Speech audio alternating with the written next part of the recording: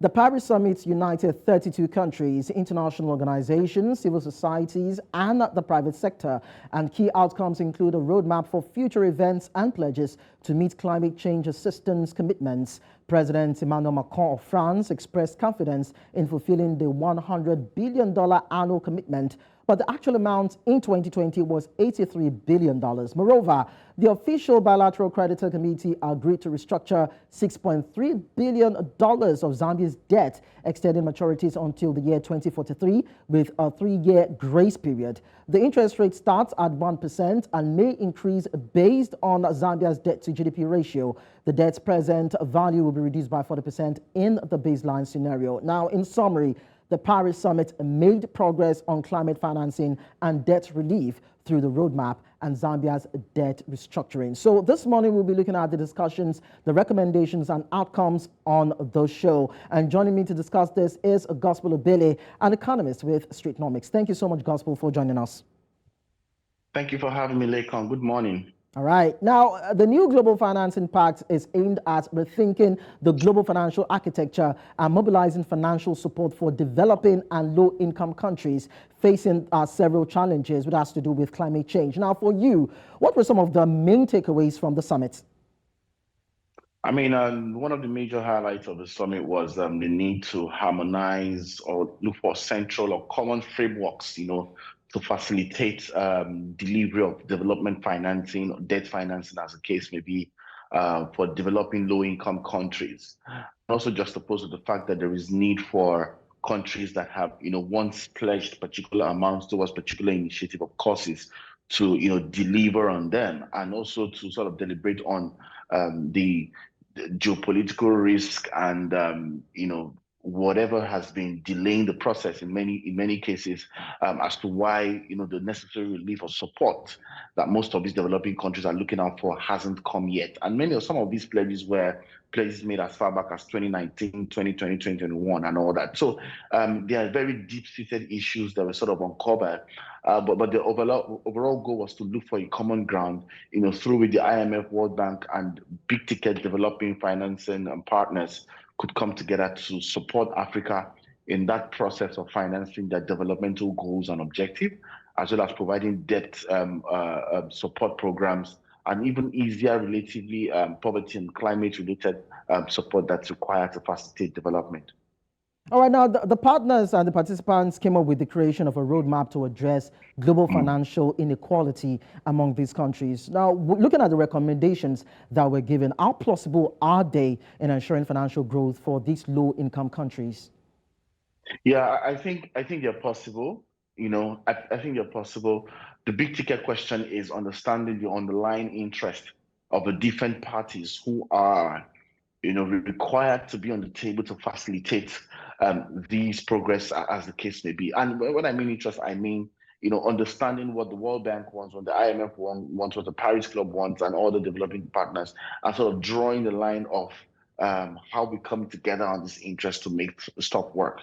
How do you execute the implementation plan based off on different complex moving parts that we are faced with globally? So there is inflation, there is cost of living crisis, and all of these different institutions have their home base economies to think of, have their regional economies to think of, in steering growth and all that. So how do you take that block of internal lenses, plus the fact that there are growing tensions, the big ticket argument questions around managing China, the Russian-Ukraine war and all that, part of most of the funds that were pledged towards Zambia, had to put on hold until a particular geopolitical conversation with China, was achieved to a very large extent and all that. So how do you manage internal crisis, global worsening global economic indicators, worsening geopolitical tensions, as the case may be, and all that, and in ensuring that you're delivering a common interest solution or initiative to supporting Africa and the economy. So these are the very big ticket questions, and it's largely around managing interest and dealing across political will and managing stakeholder expectations as well. Well, it's been said that the measures arising from that particular summit were said to not be adequate enough in dealing with the enormous challenge of these developing and low-income countries. Now, the issue is that they consider these challenges as peculiar to these certain countries, and these recommendations have a global approach, which may not necessarily apply to these countries, as it were. Now, I'd like to find out, looking at these measures and the recommendations put up, now, do you think that there would be some impediments in implementing these recommendations, and how do you think those challenges can be overcome? Yes, there'll be lots of impediments because one of the major things that the summit did not take into context enough, in as much as it's a very difficult sight to behold, is the conversation of context. Africa is a very different, sensitive, and really complex context. And in many cases, as much as there are very much similarities, no two contexts within the African economies are actually the same. All right. So, in as much as we're trying to find a common ground to scale interest, how do you scale interest, complex or complicated interest based on commonalities, and in the face of these complexities as well? So, these are one of the big ticket questions that we would have to provide answers to. I also think that most of the, in as much as these are seemingly global issues, but they are also strong issues tailored to the African economy. You want to be careful how you use global solutions to solve context problems. All right, it's no longer a one size fits all. So you're trying to measure the fact that there is need for global best practice and global best standard, and fine-tuning that within the lenses of the different interests that exist in a context that is constantly changing. So if the global environment is changing by 2% every year based on environment and all that, the African space is probably changing like almost times 3 or times 4 or times 5 of that pace.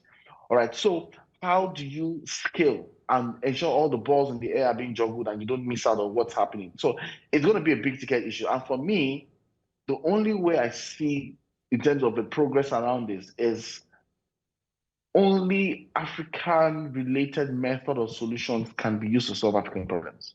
All right. So, in as much as, yes, some of these financing arguments are really valid, we need to also look within. We have what it takes to deal with so many of our challenges ourselves. I know this sounds like what people say out there, but the opportunities are there. There are a lot of low-hanging fruits. And I'm looking out for a more African Pact summit than a global Pact summit, seeking to help Africa. I don't know if you get what I'm trying to say, because you cannot take out the fact that global best standards and practices has to be situated within a grossly changing context. And that misalignment alone is the first call for worry. And talking about the fact that we are looking at this from this global approach, we discovered that there have been some concerns as regards the men of the world powers, as the case may be, because looking at the sustainable development gap of those countries that is said to have estimated to about $2.5 trillion per year, pledges were made, promises were made by the world powers. And I'd like to find out from you, did the developed nations and international organizations, are they showing enough zest, or did they show enough zest or zealousness in redeeming their pledges and bridging the gap, the deficits, looking at these SDG goals? And if they're able to do that, what do you think the impact would be in the push for a net zero carbon emission? All right, so let me respond to the question this way. Let's assume an individual has a problem. Why do you look towards the external so much and put the blame or the worry on the external so much as a major cause of the reasons why the problem one is faced with is not being dealt with? I don't know if you get what I'm trying to say. So there's a lot, it still shows that there's a lot of dependency on the external economy. Let's not forget that these different economies are faced with their own deep homegrown crisis. The UK is faced with a debt crisis, an inflationary crisis, a cost of living crisis, a health crisis. And you're looking at how do you meet up the global pledges are secondary to these economies and to these interest groups to start with. And it's very valid because they've got their own home base to take care of first. And until that is properly taken care of, nobody under the sun will want to think of an external, especially when you in context too. What is that external parties bringing, or what do they have to offer? What is the need for me in context to interest? All right. So if you look at it within the scheme of things, we cannot really, there's no valid point of the argument to go on and on saying that pledges were not met, institutions are not passionate to meet that. Why should they be passionate to solve your own problem? You should be the one passionate to solve your own problem and all that. So I think within the context of these things, we just need to take more responsibility. And there was really no need for all the comments and unnecessary, pushbacks, like we saw at the Pact summit. So I think it's number one, looking deeply, because I'm asking myself, how many summits do African leaders really hold every year to solve strategically and rigorously solve some of its internal financing challenges? That's one. Secondly, on the question of net zero and carbon neutrality and all that, I think that, yes, it's okay to borrow intelligence, to borrow support. But if you play the interest conversation properly, you would realize that those things are things you only should leverage upon and trying to fit it into the context as it suits you the most. So we're not seeing lots of all that in the context of this challenge. And I'm scared that we are going to have more of these summits, but nothing really will be done, because give or take, the priority is not you. The priority is first fixing their home base and their first regional base. I don't think the Eurozone will want to achieve what it wants to achieve in Africa at a loss for the Eurozone. It doesn't happen like that anywhere in the world. All right, so finally, to wrap it up, because you've talked about the fact that these countries who are directly affected by these policies and climate change and financial constraints are not really doing enough, most especially the African countries. So what role do you think they should be playing as of now? Because, of course, they cannot just be laid back and be expecting the monies to come in without them also taking the gauntlet and being in charge of their own situations and trying to prefer solutions to them. So what role do you think they can play? And what policies do you think they should also be putting forward to ensure that they are able to stir up these kind of conversations and have the attendant effects or the recommendations coming out of these conversations benefiting them the most? Yeah, thank you so much, Lekan. It's a lot of looking internally inwards and then having that Africa Regional Summit to have deep, sincere conversations. That's number one. And we've not seen enough of those intense strategic conversations and the willpower to back them. So we first have a problem. That's one. Secondly, is the argument on what are our low-hanging fruits that we can latch on to grow our finance base. All of this conversation is based on one thing: finance. Somebody's not meeting the pledge they made, is because of money. All right. So, for instance, in the Nigerian case now, you want to look at, we don't have a service sector. It's a national service sector plan, and the services industry holds about 55% almost of the GDP. The non-oil sector holds about 95% of the GDP, but yet there's a lot of dependence on the other 5% for income generation. So how are you galvanizing the low-hanging fruits and then seek to building more, there's the AFCFT as well. How much of the AFCFT have we taken responsibility for, and have we facilitated internally, at least within the levels of low-hanging fruit, to see how we can, encourage more inflow of both foreign exchange and revenue to facilitate some of our development financing projects and the like. So the big ticket question is, how much are we looking inwards, and how much of coordination and cohesiveness do we have within the fabric of African leadership or public leadership in Africa, to drive those financing needs that we are aspiring to have. So I think we have what it takes to solve these problems, and it's technically almost a thing of shame being represented at that level, and you're bantering about things that are literally relatively trivial. So it's key for us to come back and rethink. What are low-hanging fruits? How do you make the most of them? Okay. How do you build lots of sustainability around them and grow our markets?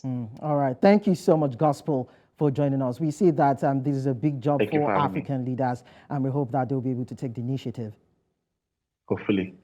All right. Now, the Paris Summit for a New Global Financing Pact was held as a preparatory event leading up to the United Nations Conference on Financing for Development, scheduled to take place in September this year. Now, it is hoped that summits like this, or maybe African countries, can come up with their own kind of summit, and that would help them urge other African leaders to speak in one voice and even pave the way for a more sustainable global and even African economy. And that's it on Business Edge for today. You can follow us on social media. We are at New Central TV. You can head on to our website, www.newcentral.africa, and download our mobile app on App Store and Play Store. My name is Lekan Onabanjo. See you some other time. Do stay with us. The news will come your way at the top of the hour.